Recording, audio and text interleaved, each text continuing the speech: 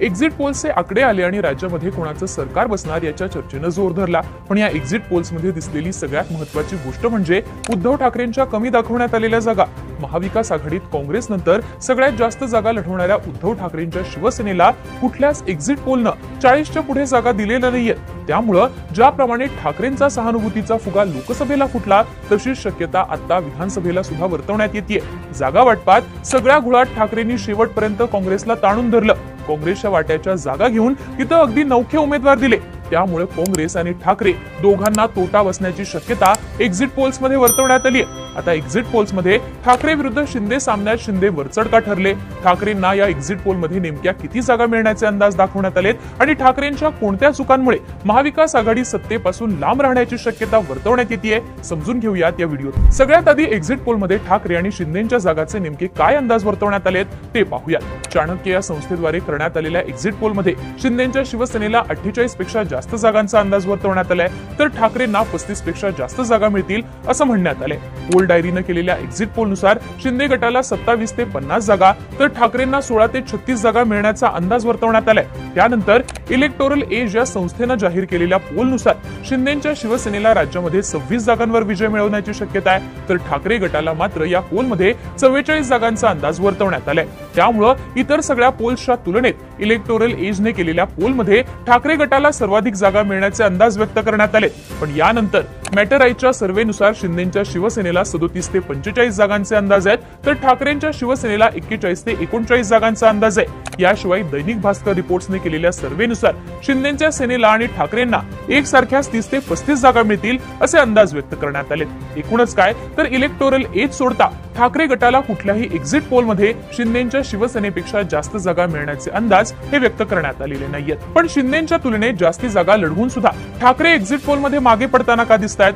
ठाकरे मागे पडतायत त्याचा तोटा महाविकास आघाडीला कसा होताना दिसतो? तर याचं महत्त्वाचं कारण दिसतं तो म्हणजे जागा वाटपातला हट्टीपणा। एकीकडे महायुतीचं जागा वाटपात बिनसेल अशी चर्चा असताना त्यांनी मात्र अगदी शांतीत क्रांती केली।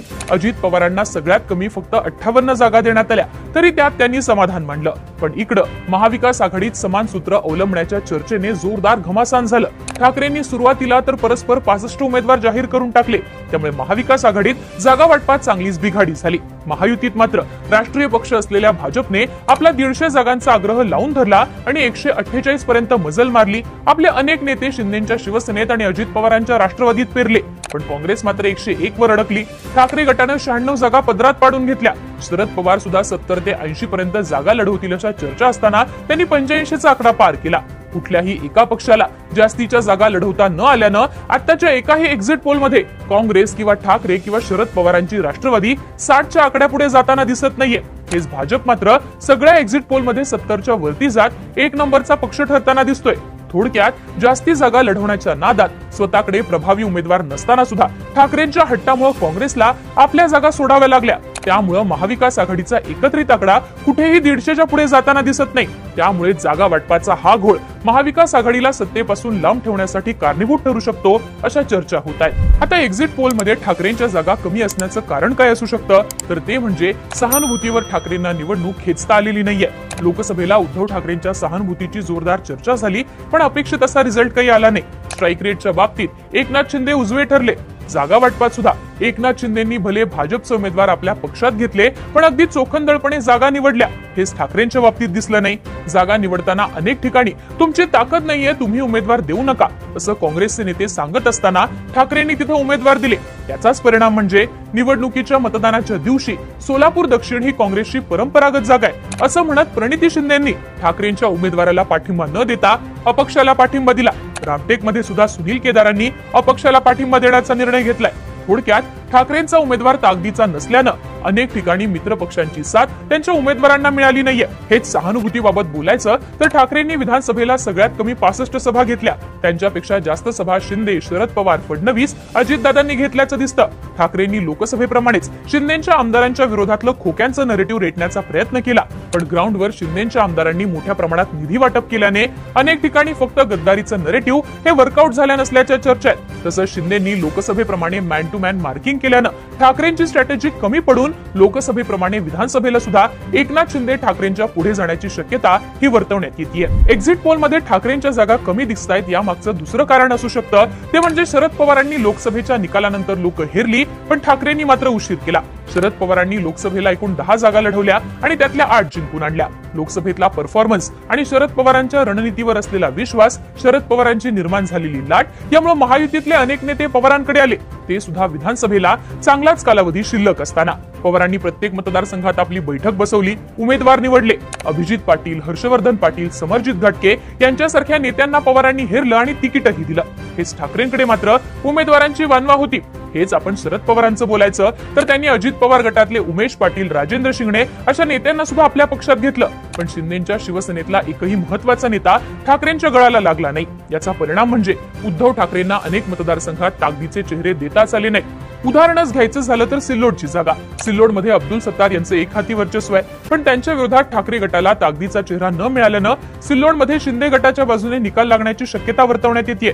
तर रत्नागिरीत उदय सामंत यांच्या विरोधात ठाकरेंनी बाळ मानेंना उमेदवारी दिली, पण ते भाजपमधले असल्याने त्यांच्या विरोधात नाराजी आहे आणि त्यामुळेच उदय सामंतांचा इथला असलेला प्रभाव पाहता ही जागा सुद्धा ठाकरेंना मिळण्याची शक्यता कमी आहे। त्यामुळे सेनेच्या हक्काच्या मतदारसंघात ठाकरेंना तितक्या ताकदीचे चेहरे हे न मिळाल्यामुळे ठाकरे गटाला एक्झिट पोल मध्ये अपेक्षित असे जागा ज्या आहेत त्या मिळणार नाहीत असे अंदाज वर्तवण्यात आलेत असं म्हटलं जातंय। आता येतं यातलं तिसरं महत्वाचं कारण, ते म्हणजे मुस्लिम समाजाची लोकसभेप्रमाणे विधानसभेला न मिळालेली अपेक्षित साथ। लोकसभा निवडणुकीवेळी भाजप आणि पंतप्रधान नरेंद्र मोदींनी प्रखर हिंदुत्वाची लाईन पकडल्यानं महाराष्ट्रात महायुतीला फटका बसला, तर दुसरीकडे महाविकास आघाडीतल्या तिन्ही पक्षांना मुस्लिम मतदारांचा मोठ्या प्रमाणात पाठिंबा मिळाला।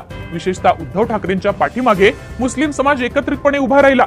अनेक जागांवर मुस्लिम बहुल भागात एकगठ्ठा मतदान ठाकरेंच्या उमेदवारांना मिळाल्याचं पाहायला मिळालं। पण लोकसभा निवडणुकीनंतर संसदेत वक्फ बोर्ड दुरुस्ती विधेयक सादर करण्यात आलं, तेव्हा ठाकरे गटाच्या खासदारांनी काढता पाय घेतला, त्याची चर्चा झाली। त्यावेळी संसदेत झालेल्या चर्चेला ठाकरे गटाचा एकही खासदार उपस्थित नव्हता। ठाकरे गटाचे खासदार जाणीवपूर्वक उपस्थित राहिले नाहीत का असा प्रश्न त्यावेळी विचारण्यात आला। मुस्लिम समाजानं मातोश्रीच्या बाहेर आंदोलनही केलं होतं। त्यामुळेच ज्या मुस्लिम समाजानं लोकसभेच्या वेळी उद्धव ठाकरेंना साथ दिली, तो समाज विधानसभेला त्यांच्यावर नाराज झाल्याच्या चर्चा या निवडणुकीत झाल्या। यामधला आणखीन एक मुद्दा म्हणजे जे दलित प्लस मुस्लिम कॉम्बिनेशन लोकसभेला एकत्रितपणे दिसलं होतं, संविधान बदलाचं नरेटिव्ह होतं, ते आता स्थानिक राजकारणात तितक्या प्रमाणात दिसलं नाही। स्थानिक पातळीवर आमदारांनी केलेली कामं, त्याच्याशी असलेला कनेक्ट आणि मुस्लिम समाजाचा त्या आमदाराशी असलेला संबंध याच्यावरतीच मतदान झालेलं पाहायला मिळतंय। त्यामुळे मुस्लिम आणि दलित फॅक्टर यावेळी ठाकरेंच्या बाजूने चालला नाही आणि महाविकास आघाडीच्या बाजूने सुद्धा तो कमी प्रमाणात चालला असं म्हटलं जातंय। आता येतो यातला शेवटचा मुद्दा, तो म्हणजे मुख्यमंत्री पदाचा। लोकसभा निवडणुकीचा निकाल लागताच संजय राऊतांनी महाविकास आघाडीला जे यश मिळाले ते उद्धव ठाकरे यांच्या नेतृत्वामुळे मिळालं। त्यामुळे महाविकास आघाडीनं ठाकरेंना मुख्यमंत्री पदाचा उमेदवार घोषित करावा असं वक्तव्य केलं होतं। त्यानंतर ठाकरे हे संजय राऊत आणि आपल्या कुटुंबासोबत दिल्लीला गेले होते। त्यावेळी त्यांनी सोनिया गांधी, राहुल गांधी, मल्लिकार्जुन खरगेंची भेट घेत मुख्यमंत्री पदाचा चेहरा म्हणून आपल्याला घोषित करावं अशी मागणी केल्याचं बोललं गेलं। आता उद्धव ठाकरे वारंवार मुख्यमंत्री पदावरती दावा करत असतानाही त्यावरती काँग्रेस आणि शरद पवारांनी ज्याच्या जास्त जागा त्याचा मुख्यमंत्री या फॉर्म्युल्याचा पुनरुच्चार केला। त्यामुळे ठाकरेंसोबत राहिलेले शिवसैनिक शिंदेकडे शिफ्ट झाल्याची चर्चा सध्या ग्राउंडवर चालू आहे। महाविकास आघाडीची सत्ता आल्यावर उद्धव ठाकरे मुख्यमंत्री होणार नसतील आणि काँग्रेस राष्ट्रवादीचा मुख्यमंत्री होणार असेल तर आम्ही महाविकास आघाडीला आणि ठाकरेंना मतदान का करायचं, त्यापेक्षा शिंदेच्या शिवसेनेसोबत जातो असा पवित्रा ग्राउंडवरच्या शिवसैनिकांनी घेतलाय असं म्हटलं जातंय।